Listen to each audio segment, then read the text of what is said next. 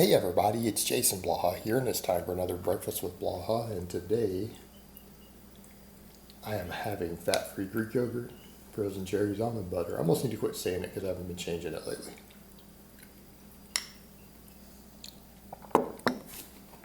So let's talk a little bit about specialty bars, overhead pressing, all of that. And I've been looking a lot lately because, again, always looking for any information that I can use because you guys know that I'm much better at squatting and deadlifting than I am at bench pressing, and part of it's due to my arm length, and part of it's due to me neglecting certain elements of my bench over the years, my own fault. And so I've been looking at very, very large amounts of data,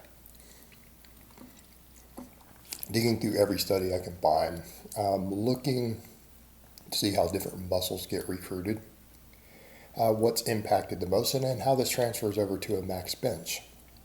And that needs to be a separate video regarding how percentages of your one rep max affect muscle activation, because it's not the same on your rep work. Right? It's absolutely not the same. Incidentally enough, the long head of the tricep is enormously involved when bench pressing gets heavy.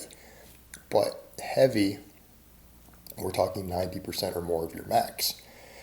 So again, we kind of note that the bench press itself is not a particularly good tricep developer, but big triceps carry over a lot to your max bench. It's kind of ironic. It doesn't mean a bunch of rep work on benching can't build your bench. It can, but you're going to need some other supplemental work.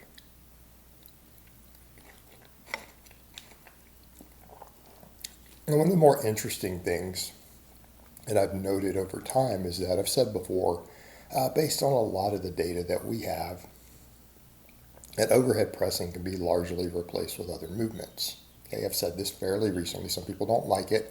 I've made videos explaining that unless you compete in overhead type events, it's kind of a cope for the bench, because at the end of the day, the bench is by far the largest pressing movement we have. We move the most weight. We work the most muscles directly with it. Most muscles are involved. And I know people say, well, what about a push press and stuff? But a lot of those muscles are not really being used as do a very short range of motion. Okay, very short range of motion. It's a little bit different, isn't it? I'm not saying a push press isn't a phenomenal display of strength. It is. Right? When we're talking purely upper body, bench press is pretty much king. It's king for our pressing movements.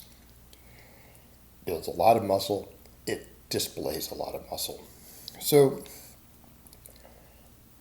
it is what we work with. And so when we're discussing it, we're always looking at weak points in it. And oftentimes when we start discussing weak points, pectorals, we're talking anterior deltoids, triceps, right? These are the primary movers. There's a lot of secondary stabilizers that matter. They matter a lot. But those are our three big ones. And if we maximally develop those, or we develop our weakest link in those, our bench goes up quicker. And if the front delts are a weak link, the overhead press is considered to be a really, really good accessory for obvious reasons. It's a front delt exercise. And when we talk about these things, people will say, no, it does other stuff. No, it really doesn't. No, it doesn't.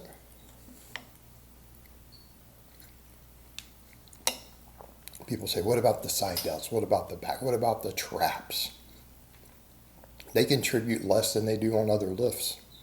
Nobody's building massive traps purely from overhead pressing. In fact, rowing is better. Rowing will build bigger traps than overhead pressing will. And you're already covered there. People talk about other heads of the delt. Overhead press cannot compete with even a dumbbell or a cable lateral for the side delts, or even the upper traps, right? It doesn't compete with them for activation, development, anything else, and it has a kind of bad stimulus to fatigue ratio. So really, why are we overhead pressing? Triceps, front delts. Of course, people say, well, it activates the long head of the tricep more. Does it really activate it more than a bench? I don't think there's evidence for it. I used to believe that's the case. I used to believe that's the case, but the evidence is lacking.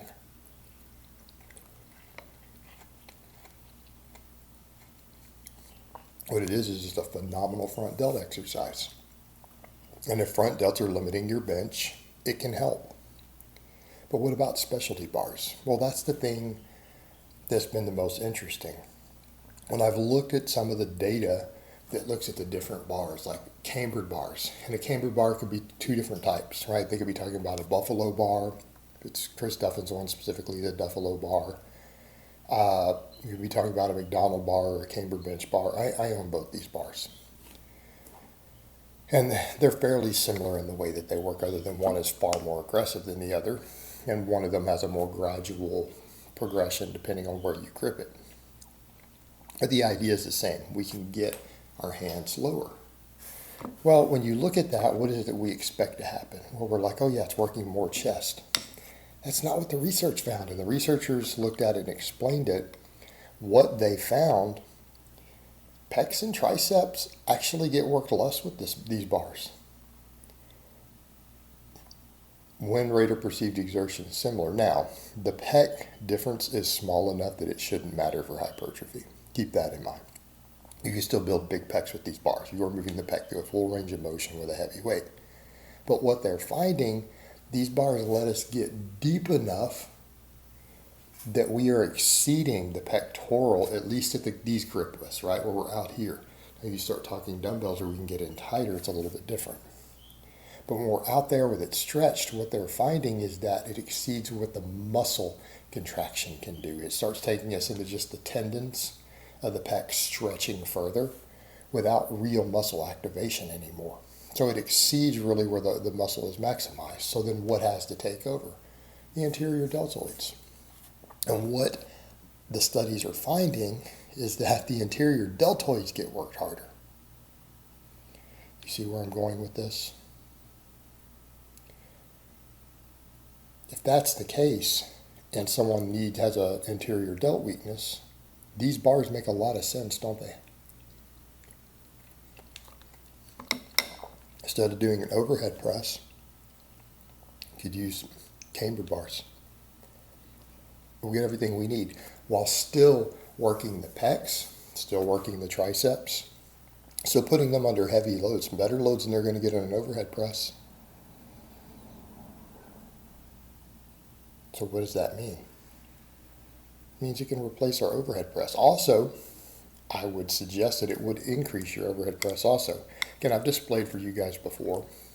We had Doug, who actually apparently he got up to a 210. I forgot he got up to 210 on a standing press. He never trained it. He maxed on it every few months. We took his bench from something like 310 to 360. And we would come in and test overhead press. He went like 195, 200, 205, 210, testing it every few months. He never overhead pressed at all in his training. He didn't do it. Just made his press go up just from his benching. And I would suggest is that very delt dominant benching, such as some of these bars, would increase your overhead press, right? And they would give us the benefits that we want from an overhead press for correcting bench weaknesses. Just like we know now that football bars recruit less deltoid, right? The football bar, the multi-grip, and more tricep. So again, if we're dealing with a tricep weakness, I don't know that the go-to automatically needs to be a closed grip bench. That's a whole nother topic too. There's even data showing that in competitive powerlifters, triceps, pecs, and things don't get worked differently based upon your grip. Just your range of motion and your weight on the bar changes. All right? Again, it works in muscles different for overuse purposes. But these different bars can allow us to correct our weaker links. They allow us to correct our weaker links by switching different bars, and it de-emphasizes some muscles and emphasizes more. And in these cases, these particular bars seem to be delt dominant. All right? It'll fix a delt weakness.